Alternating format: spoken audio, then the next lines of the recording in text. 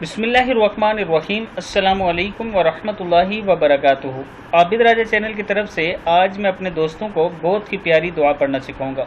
اس سے پہلے میں اپنے تمام دوستوں سے گزارش کروں گا کہ اگر آپ نے ابھی تک میرے چینل عابد راجہ کو سبسکرائب نہیں کیا تو ضرور کر لیں، اور لاسٹ میں ویڈیو کے پوری سکرین شیئر کروں گا، انشاءاللہ آپ سکرین شاٹ لے سکتے ہیں۔ تو سٹارٹ کرتے ہیں آج کا لیسن۔ بسم اللہ الرحمن الرحیم۔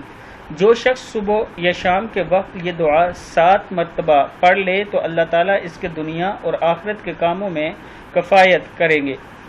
مذکورہ دعا چاہے سچے دل سے پڑھیں یا جھوٹے دل سے پڑھیں، پریشانی دور ہوگی۔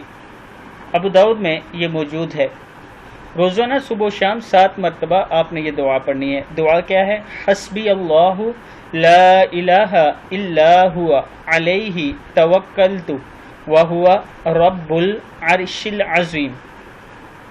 پھر سن لیں، حسبی اللہ لا الہ الا ہوا علیہ توکلت وَهُوَ رَبُّ الْعَرْشِ الْعَظِيمِ۔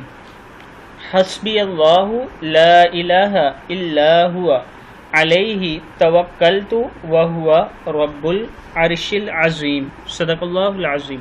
اس ویڈیو کو آپ نے آگے ضرور شیئر کرنا۔